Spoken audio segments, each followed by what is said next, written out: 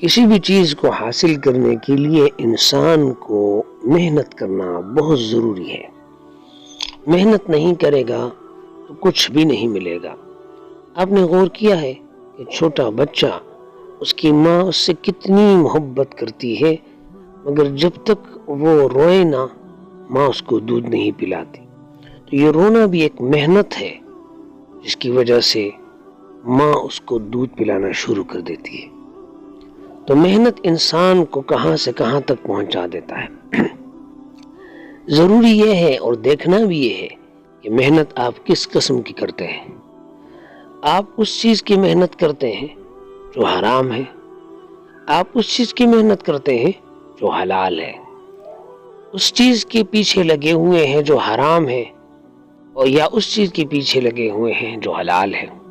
یاد رکھیں، دنیا میں دو طرح کی چیزیں ہوتی ہیں، یا تو اس کو کرنا ہے یا اس کو نہیں کرنا. اس لیے میں ہمیشہ کہتا ہوں کہ دنیا میں فرقے کوئی نہیں ہے، فرقے صرف دو ہیں. یا حق کا فرقہ ہے، سچ کا فرقہ ہے، یا باطل کا فرقہ. دو ہی فرقے ہیں، حق کا فرقہ، باطل کا فرقہ. حق والے جنت میں جائیں گے انشاءاللہ تعالی، اللہ تعالیٰ کی رحمت سے، اور باطل والے جہنم جائیں گے. تو یاد رکھیں، آپ کس قبیلے کے ساتھ ہیں، آپ کس قوم کے ساتھ ہیں، آپ کس گروہ کے ساتھ ہیں. سچے لوگوں کے ساتھ ہیں، جس طرح اللہ تعالیٰ نے قرآن پاک میں ارشاد فرمایا، یا ایھا الذین آمنوا اتقوا اللہ وکونوا مع الصادقین. تو آپ کو کیا لگتا ہے کہ آپ کس لوگوں کے ساتھ، کن لوگوں کے ساتھ آپ دنیا میں کھڑے ہیں؟ کیا وہ لوگ سچے ہیں؟ کیا لوگ جھوٹے ہیں؟ اگر جھوٹے ہیں تو فوری طور پر اس راستے سے ہٹ جانا چاہیے جو راستہ جھوٹ کا ہے، جو راستہ باطل کا ہے. اس راستے سے، اس جگہ سے، اس وقت سے، ان لوگوں سے، ان صحبتوں سے، اس ماحول سے نکلنا چاہیے جو ماحول جھوٹ کا ہے، باطل کا ہے، شیطان کا ہے، دشمنوں کا ہے.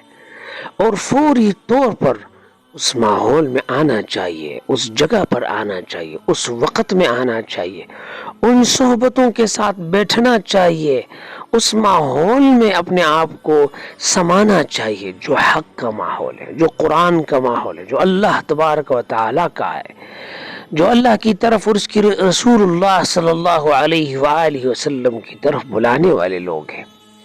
یہ لوگ آپ کو کہاں ملیں گے؟ ظاہر ہے یہ لوگ آپ کو مسجدوں میں ملیں گے.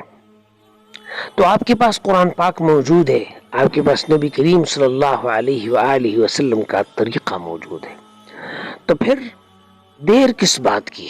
آ جائیں، لوٹ جائیں اللہ تبارک و تعالیٰ کی طرف. قرآن پاک کو کھولیے، نبی کریم صلی اللہ علیہ وآلہ وسلم اور ان کے تمام صحابہ کرام مع اہل بیت، تمام کے تمام ان کی زندگیوں کو پڑھیں، آپ کو روشنی ملے گی. والذین جاہدوا فینا لنہدینہم سبلنا. اور حدیث میں آیا ہے، من یرد اللہ بہ علما یفقہہ فی الدین. تو آپ کو دین کی سمجھ تب حاصل ہوگی جب آپ دین کو سمجھنا چاہیں گے، حق کے پیچھے اور حق کی تلاش کریں گے، باطل سے دور بھاگنے کی کوشش کریں گے، باطل سے نکلنے کی کوشش کریں گے، اور اللہ تبارک و تعالیٰ سے مانگیں گے.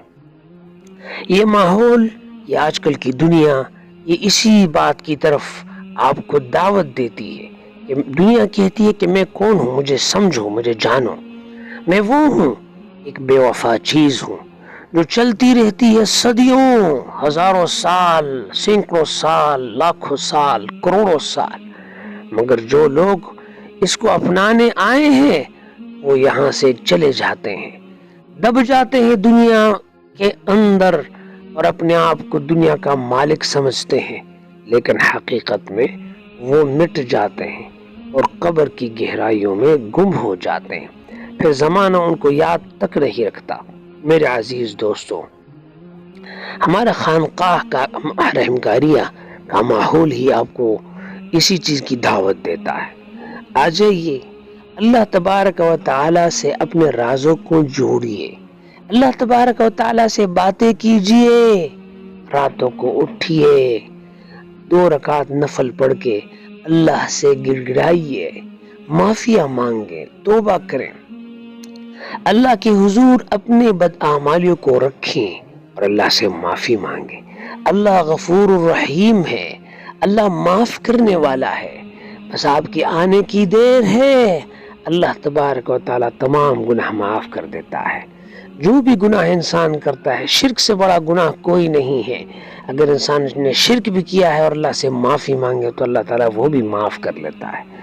دنیا میں آپ کے پاس ابھی موقع ہے، موت سے پہلے پہلے توبہ کر لیں، توبے کا دروازہ کھلا ہے۔ موت سے پہلے پہلے اللہ کو راضی کر لیں، اپنے قبر کو بنائیے، آخرت کو بنائیے۔ یہ دنیا 2 دن کی ہے، کل آپ نے کسی کو رکھا قبر میں، کیا پتہ آج اور آنے والا کل آپ کا لسٹ میں آپ کا نمبر آ جائے۔ انسان کو یہ یاد رکھنا چاہیے کہ وہ دنیا میں رہنے کے لیے نہیں آیا، دنیا اس کی جگہ نہیں ہے، اس کی جگہ آخرت ہے، اس کی جگہ جنت ہے۔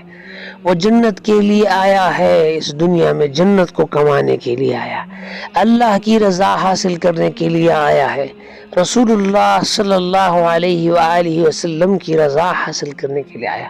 خدا کے لیے علماء کرام کے پاس جائیے، بیٹھیے ان کے پاس، ان سے اللہ اور اس کی رسول کی باتیں سنیے، ان سے صحابہ کرام و اہل بیت کی باتیں سنیے۔